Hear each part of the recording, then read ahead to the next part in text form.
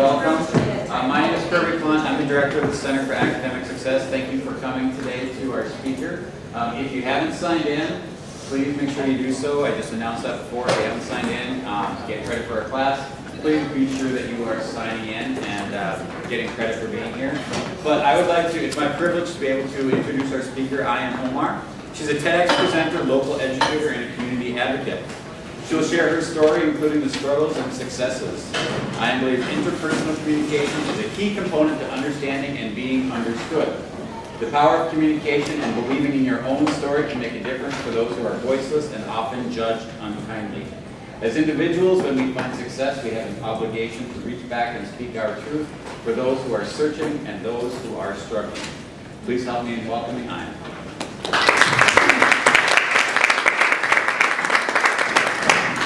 Okay, so I was giving a microphone, and I don't, it's just too official for me, but I'll try to use the microphone and to make sure that everyone is able to hear. Just to give you an idea, I did a talk last year, the first year that TED Talk was brought to St. Cloud, Minnesota, and I was one of the few selected to present my idea, and I decided to go with the face value, the value of communication and face-to-face communication and non-verbal communication, which is something that we are slowly starting to see is not emphasized as much. So just to kind of give you an idea of what my goal is here today, one is just to communicate and relate to you the value of believing in your story. It took me a while to realize and come to terms with my story as a young woman, as a Muslim, as a Somali refugee. It took me a long time to adjust to my story. So believing in your story is one of my themes. Also, I'll share a few truths, my top 3 truths that I've come to realize in my own journey. I hope to share that with you. And also, I'll address the value of communication. It is the conversations that you have, the ability to share your story with others that truly builds the connection and allows you to empathize and allows you to sympathize with other people, which is something that we take for granted, especially in the era of social media and technology advancements. So this is my goal. So I'm hoping by the time I'm done with my presentation, which is supposed to be 50 minutes. I don't think I'll go for 50 minutes. I'll try to leave room for questions if you'd like to know more about what I do and who I am and how I've come to terms with being here today with you all. So my story begins with just as a refugee, came to the United States in November 1993. I'm the little Afro girl at the far right in the red sweater there. That's how I got started. In 1993, we came to the United States as refugees. We fled our home in Somalia. I was young when we came to the U.S., which gave me plenty of opportunity to adjust and to acculturate to the United States. My siblings are there. My mom is there as well. So just to show you, I started here. You always have to remember where you started in order to appreciate where you are, right? That's my motto in life.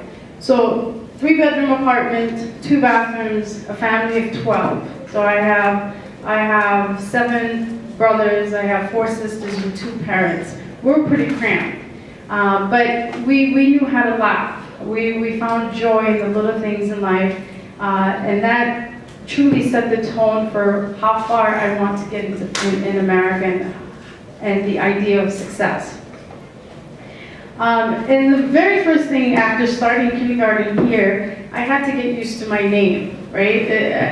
My name is Ayan, right? It's not a Stephanie, it's not Jessica, it's not the normal name that you see on a resume. It was difficult to pronounce. I always knew the teacher got to my name when she slowed down. When after a while she had to figure out, okay, she had to come to terms before taking the risk. I always knew she was at my name.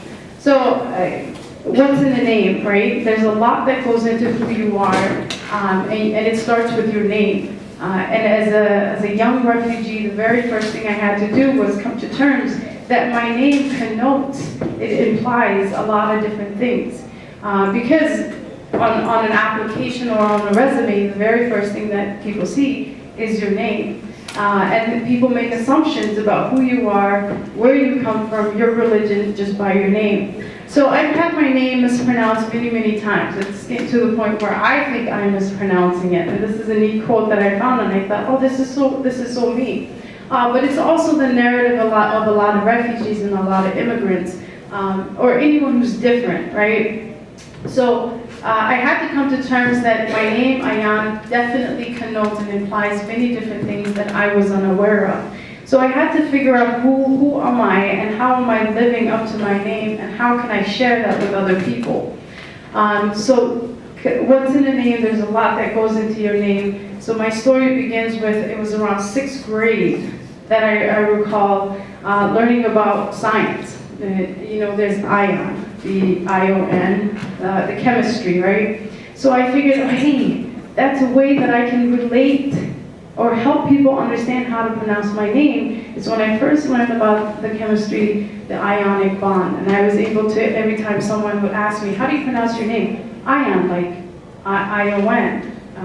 It's spelled differently, but that was the very step of finding that confidence that I needed in order to feel good enough to relate to others or to want to communicate with others.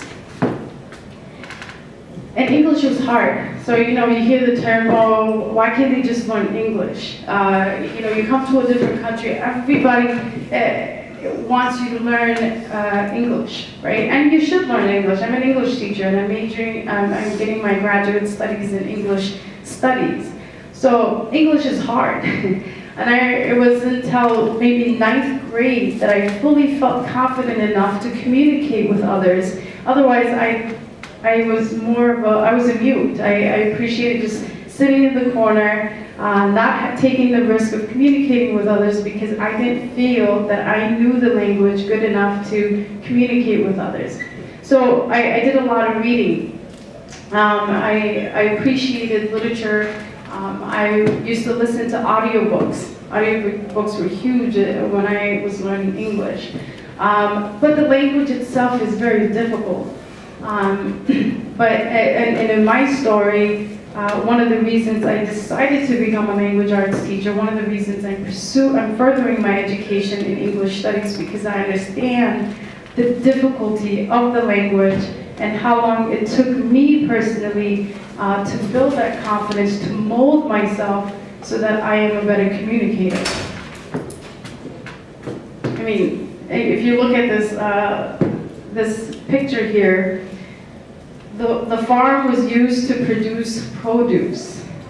I mean, it's just things like that it makes it difficult for people to communicate with each other because there's a lot to be said about language and the value of communication. But I also learned that as human beings, we're actually equipped, we're creative in a sense. The most authentic thing about us is our capacity to create. And when you're able to create through communication, you're able to build your story. That way you are able to build that bridge between you and others that are different from you. And I had to, one of the things, hindsight is always 20/20, just looking back at my story, I found this neat picture. Malcolm X and Maya Angelou are one of my greatest sources of inspiration, right? But they didn't just become Maya, and they didn't become Malcolm X. They had to go through a lot. And along with believing in your story and understanding who you are is understanding how you got there, right? This is a neat picture. It says if Maya Angelou died when she was 20, she would have died a prostitute and a single mom, right? If Malcolm X died when he was 20, he would have died as a Detroit Red, a thief, a woman beater, and a drug addict. However, it was the fact that the Malcolm X and the Maya that we know today. So along with believing your story, you have to realize, how did you get here? It didn't happen magically. You worked hard for what you have. And that's one of the things that I truly appreciate about life, is that you have that ability to create who you are and who you want to be, but you also have to appreciate the how, right? How did you get here? And once you understand that, you're able to venture off and communicate that with others. I didn't just become Miss Omar. I'll see students at the mall and I'll hear Miss Omar. I'm like, wait, that's me.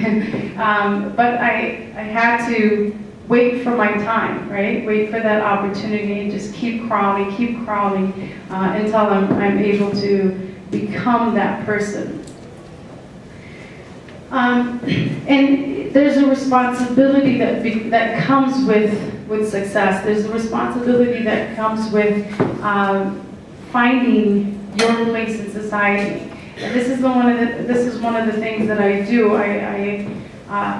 Now that I've found my place in society, I'm able to go ahead and communicate that with others as a way of saying, hey, there are more stories like mine than there are of the status quo, right?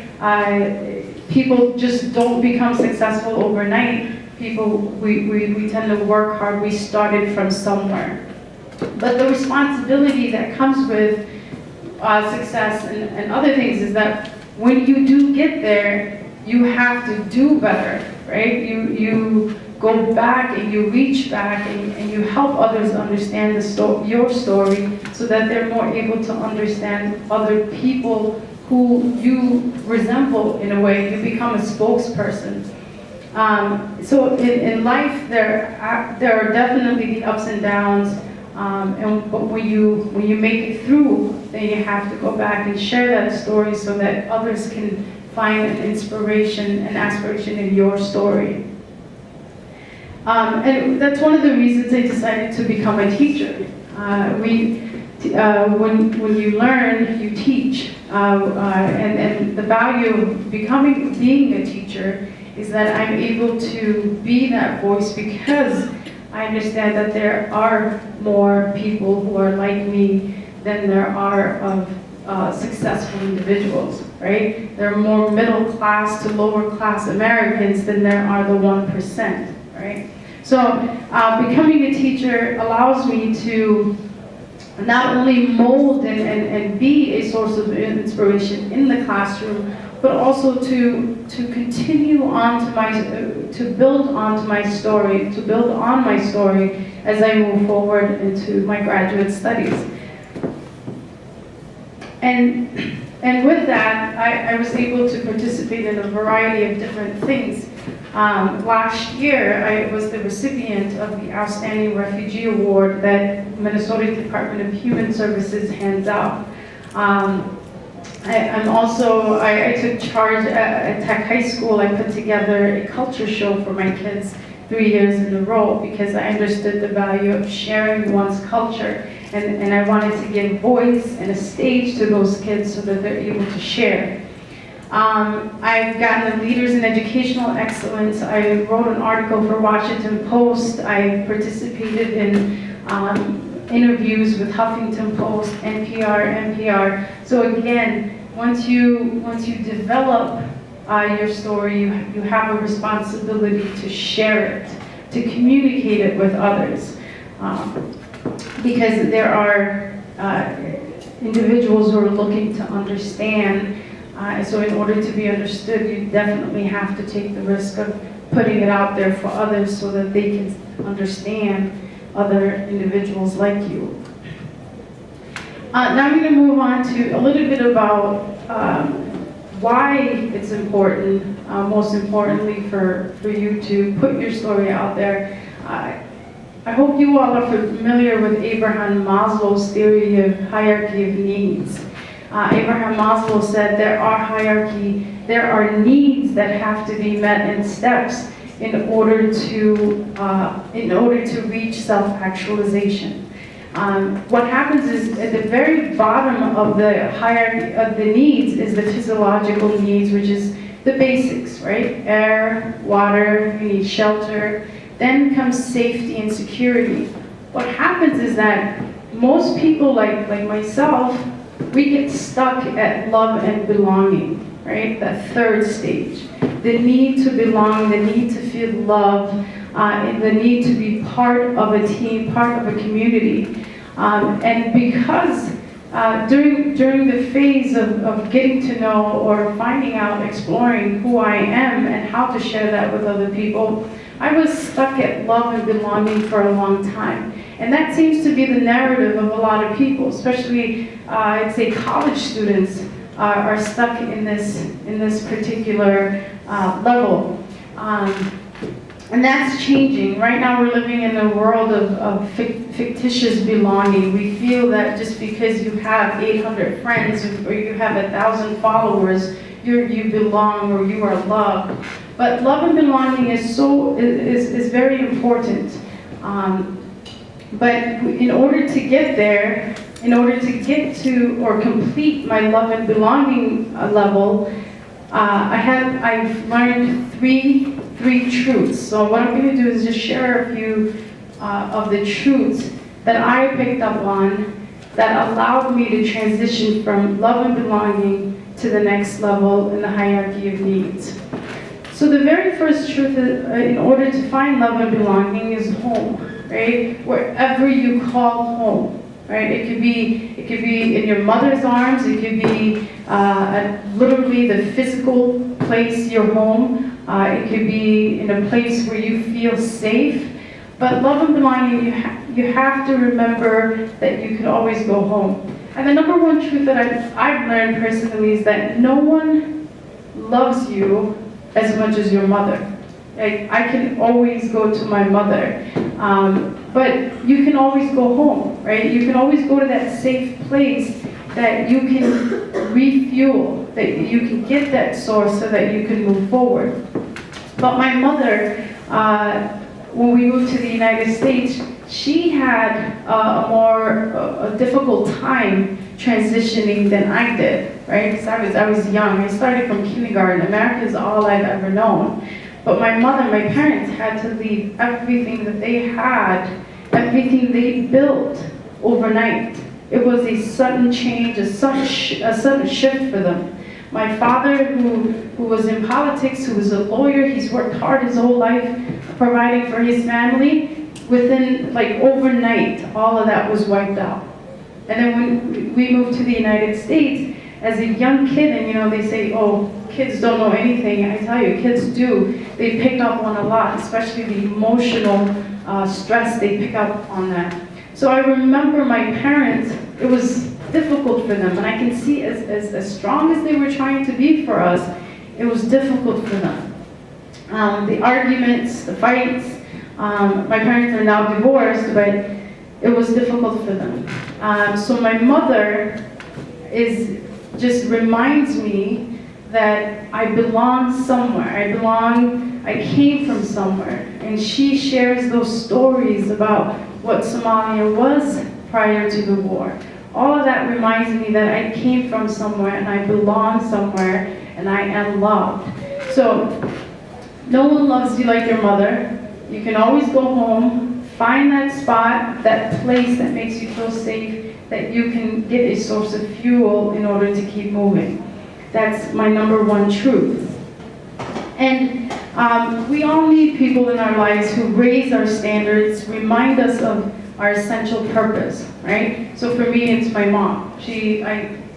Whether I am wrong, I'm right, I can always go to my mom and she can always center me, right?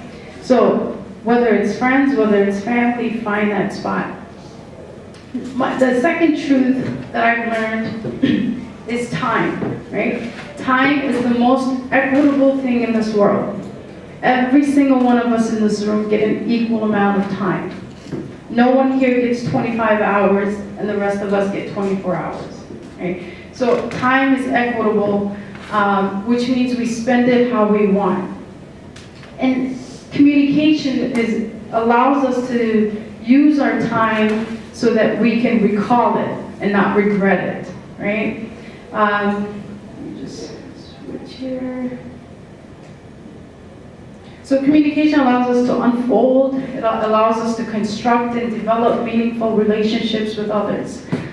Human relationships is very important. There's a great quote that I'm going to share with you all by William Blake in just a little bit. But 90% of our communication is nonverbal. This is actually over 90% nonverbal. However, what we do is we invest so much of our communication via technology, right? Through a text. You can't really read emotions through a text unless they're using an exclamation point or they're sending you an emoji or such. But communication is important.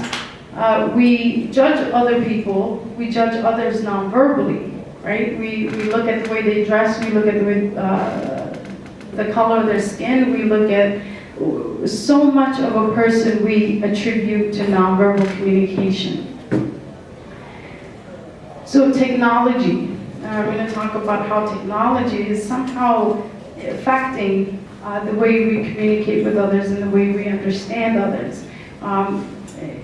There was a study I'd like to share with you all.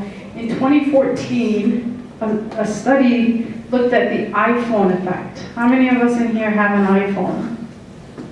Okay, I have an Android, and that's so uncool in high school, I guess. But the iPhone effect, it looked at the quality of in-person social interactions in presence of a mobile device. What they found that in a 10-minute conversation, the individuals involved in the conversation, when their phone was present, they found they were fiddling with their phone. They had their hands on their phone. They were just more in tune to their phone than they were in the conversation. But they found that without the phone, individuals, when those same couple conversed without a phone present, their conversation resulted in greater empathy, right? Greater empathy. So without the presence of technology, we are more empathetic, we're more in tune to human emotions, and we tend to, we're better at walking in someone else's shoes. So we tend to understand other people more without the presence of our technology. And the wonderful quote that I got from William Blake, as shown here, the bird, a nest, the spider, a web, man, friendship, right? And friendship comes through communication, right? And we take for granted, oh, communication is something we do, oh, we need to get with the time and just do everything via technology. But friendship develops through interpersonal communication. You have to have these conversations in person. Share a smile or laugh with someone face to face. And when we do that, a noticeable connection emerges, forcing your gestures to mirror the other person's gestures. This is a biochemistry fact. It's micro moments like these in which a wave of good feeling rolls through two brains and bodies at once, building your capacity to empathize and build trust in the other, right? So you're not settling for just judging people, how they look and how they're dressed and the color of their skin or their religion, but you're able to ask questions so that you're able to understand and build empathy between you and the other while building the community. And the value of the face, right? Even like, well, I can tell my friends how I feel, exactly how I feel over the phone just as much as I can in person. But there's a value in a person's face. The human face allows us to navigate and manipulate how we are perceived. Right? It gives me an opportunity to change your opinion about who I am by simply having you look at me and have a conversation with me in person. Okay, so there is a value to a person's face. There is a story in every face that is forgotten, And it's often lost in translations when we settle for technology, when we settle for a text, when we settle for a Snapchat, when we settle for a simple Facebook status, right? Face-to-face interactions or interpersonal communication validates our interpretation of the world, right? You can look at someone and get a greater understanding of what they're trying to tell you or who they are than you can with just text. The desire for face-to-face interactions is built into the human body. It's called the vagus nerve. Any biology students here? Okay, I'm not a scientist, I'm not a biologist, I'm a language arts teacher, but I thought this was fascinating when I found this out. Our desire to communicate face-to-face is built in our biology. This is called the vagus nerve. Vagus is a Latin for wandering. It's a bundle of nerve that wanders and connects our mind and body. In conversation, the vagus nerve carries our humanity to the surface level. Okay, so how you feel is carried to your face, and this is where facial expressions come from. It projects our feelings on our face by nodding. I don't see a lot of you nodding. I hope I'm not boring you right now. Smiling, or making sounds when you're having in a conversation. You know how we nod, and we're like, Yeah, all of that is because of our vagus nerve, and that only happens in interpersonal communication where we are in the presence of the other individual. And there are scientific facts that show that there is a benefit in interpersonal communication. So activating your vagus nerve, there are some facts that I'm going to share with you that will benefit your health, okay? Research shows an active and well-stimulated vagus nerve means a healthy immune system, a decreased risk of cardiovascular disease, and a reduction of rheumatoid arthritis. And also, not only does interpersonal communication increase your well-being as an individual, but according to a U.S. Berkeley psychologist, communities that have the most sympathetic members will flourish and raise the greatest number of offspring. So again, when you're activating your vagus nerve, when you are in tune, having that interpersonal communication, not only does it benefit your health, but it also builds a stronger community. And one of the things that I struggle with as an individual is the use of emojis. I feel like we're regressing back to the Egyptian time period where we used to communicate with pictures. Remember, we've all learned about that. And we live in an animated world, right? Fictitious. We use emojis. We often invest human emotions in an emoji. And I'll say I'm guilty of sending one of these emojis to other people. We all do it, right? But these yellow faces are supposed to connote human feelings. So communication in essence is being delayed because we don't communicate in person. So we're somehow supposed to believe if my husband sends me a picture with the heart eyes, I'm supposed to know that he just loves me, right?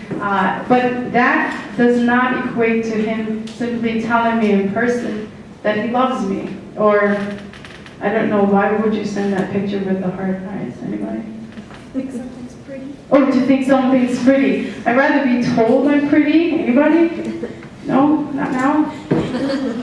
Then to get an emoji that implies that I'm pretty. But that's what we're doing. And I'm not saying, okay, after today, no more emojis. Anybody who does emojis is going to get in trouble. But I'd like you to be aware that there is an alternative, a greater alternative to sending an emoji. And that's calling the person, or visiting that person and telling them so that they can read your facial expression. But it also, on the downside of the emojis that we sent, is we become desensitized, right? We become insensitive to the feelings of other people if we somehow simply rely on emojis as a way of interpreting emotions, right? There is no digital technology creative enough to capture the subtle, unspoken words in the human face.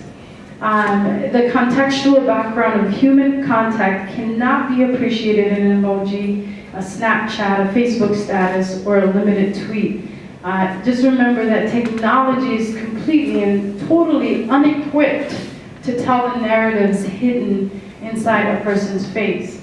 So if you have a friend who's going through some problems or depressed, and they just send you a sad emoji, but this is how they feel, it doesn't translate well, right? So communication interpersonal communication is one of the communications that I value so much, that has taught me a lot about who I am, but also who others are. So we hide behind a screen with a newly found freedom to be callous or avoid that vulnerability. So again, this goes back to reading facial expressions. It goes back to the vagus nerves. It goes back to being in the presence of other people so that you are able to interpret what they're trying to imply through nonverbal communication. Also, with time being equitable, I'm very guilty of spending too much time just sitting at home, spending time on social media, watching videos, reading other people's status.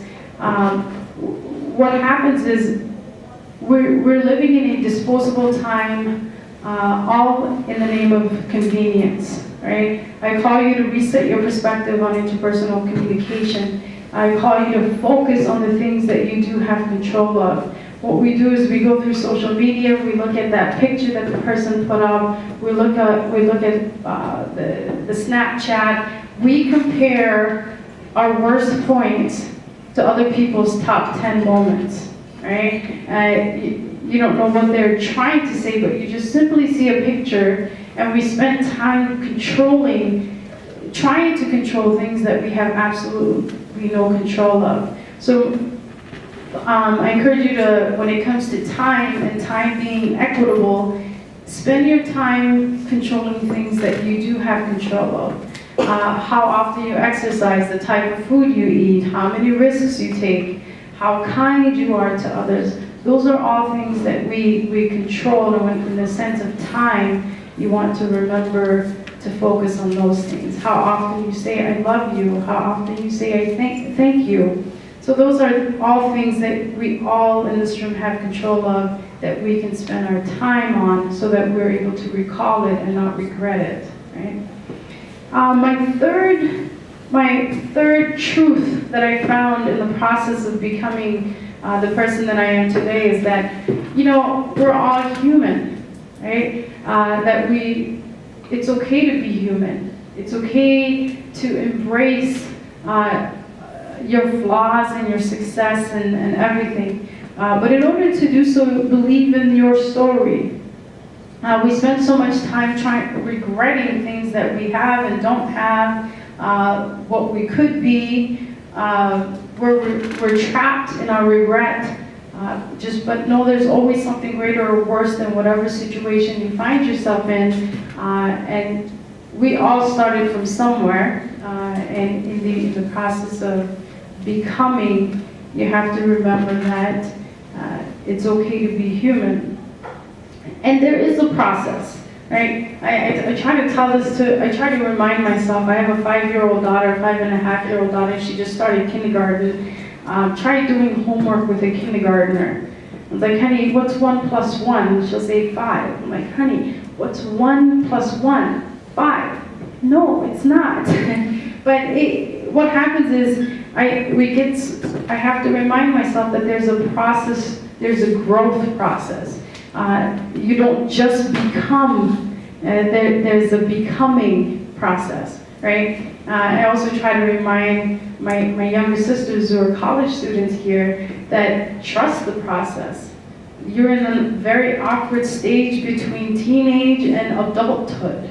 So it is awkward, it is painful, but you have to trust that process and be okay with communicating to others, how you feel. Be okay with communicating your flaws, asking for help, right?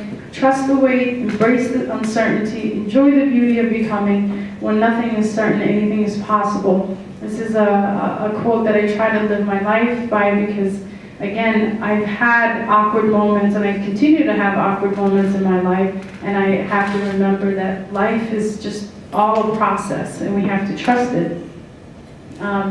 But also, we try to be things, we try to rush by being who we want to be. You just want things to be done already. I want to make money already and not be on a teacher's budget the rest of my life, right?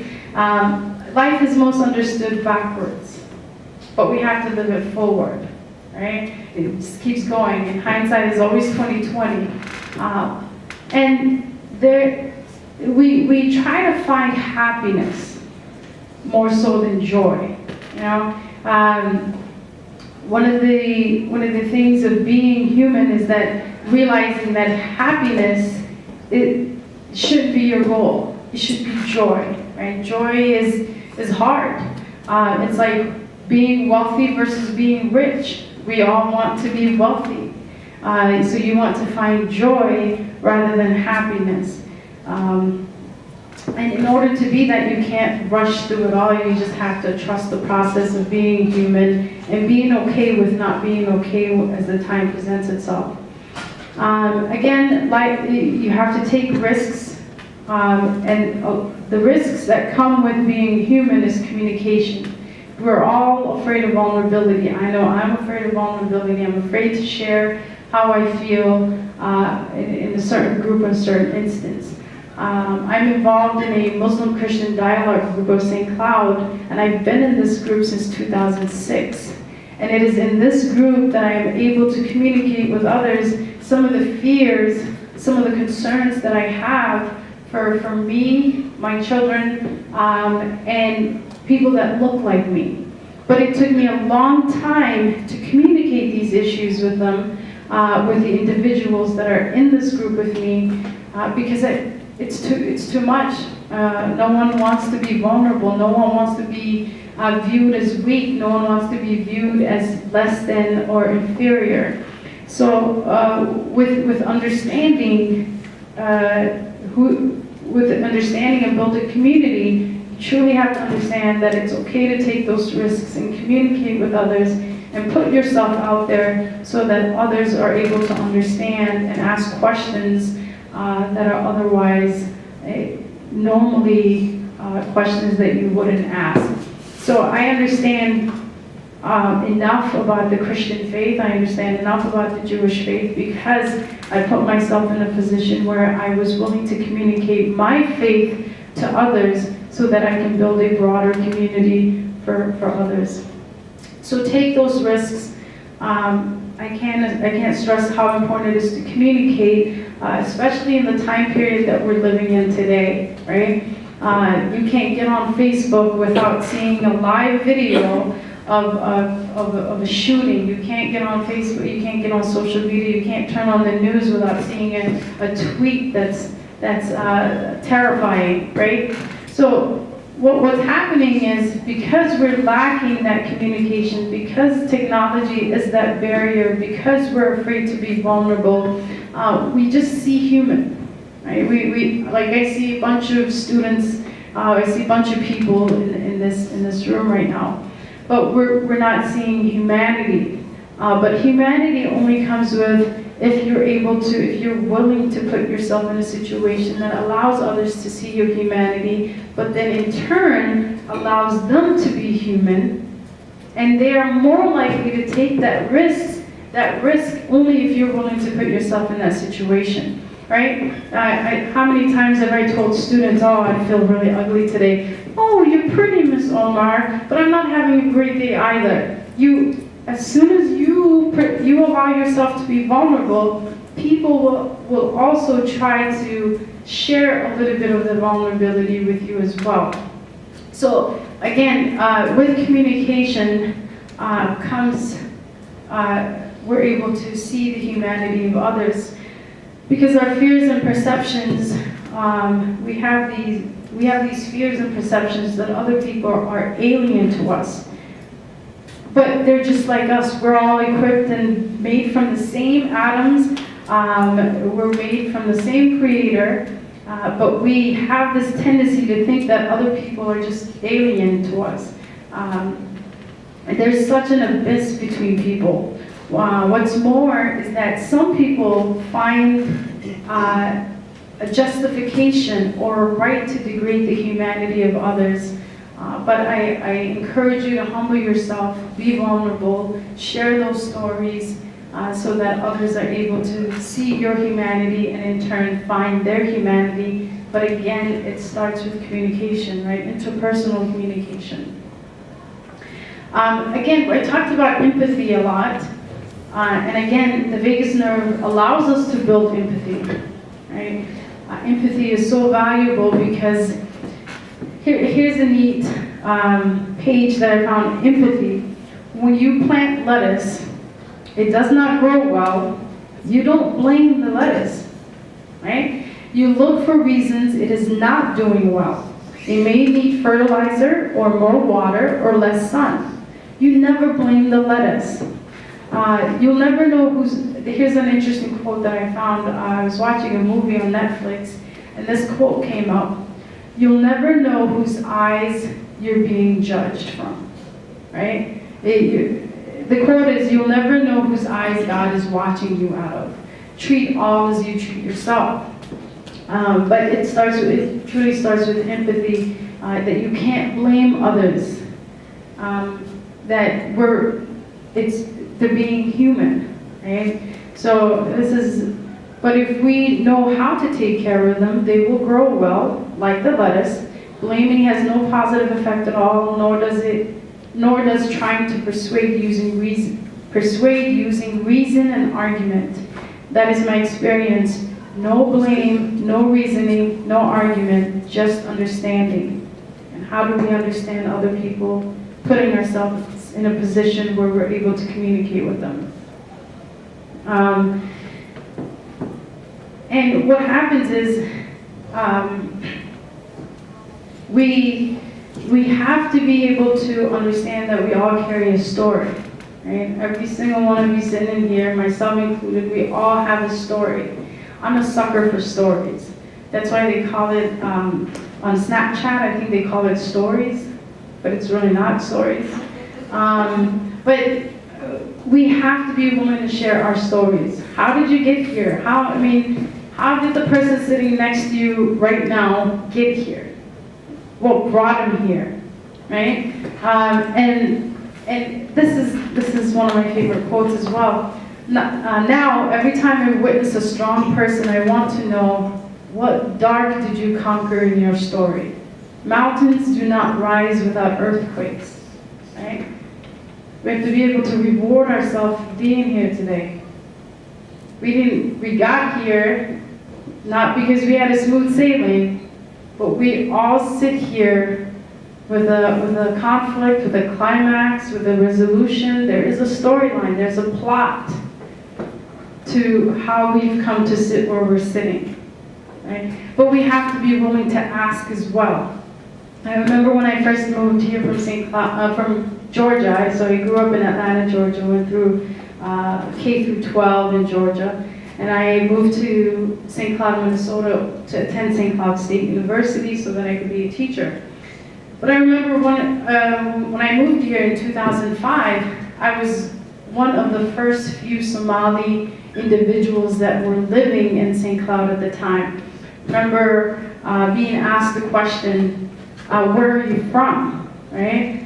And I'm thinking, oh yeah, I'm from Atlanta, Georgia, because again, that's all I've ever known.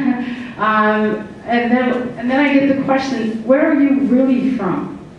And then it hits me, okay, this person is interested in my story. Okay, I'm going to tell you my story. But I quickly found out that that individual was just trying to learn where I was from to understand that I'm not a threat, or to reinforce their assumptions. I didn't have the chance to tell this person the story of how I got to St. Cloud, how I hate the cold, how I don't like being in St. Cloud as a freshman, how I miss my friends. I wanted to tell them the whole 9 yards, but I wasn't given that chance. So, but with that was the beginning of understanding that, you know what, I am different, because growing up in Georgia, I grew up in a predominantly African American community. The only difference down in Georgia was that I had to learn the language. But otherwise, we had the same narrative. The struggle was all the same. But moving up to St. Cloud, I understood in a predominantly German culture that I was different. So if I was going to somehow fit in, if I was going to belong here, I had to be comfortable in sharing my narrative with other people so that they can understand that, one, I am not a threat, I just hate math class. Two, that there are other people who look like me that may move here, right? So I had to present myself in a way, I had to put myself in a position so that I was able to build that foundation for students that I currently teach at the high school. So again, we all sit here with a story. It starts with communication. You have to be willing to share that story and not be offended by it. And don't undermine your story. So what if you're a white male sitting here? So what if you're a white female? So what if you're an African American? Your story is just as important as the next person. And I'll tell you, I'm a sucker for stories, and everyone, we're naturally nosy. I'm nosy. Ask my students, they'll tell you. I'm very nosy. If I see you walking in the hallway with a student, I'll ask you the next day, why were you walking with him?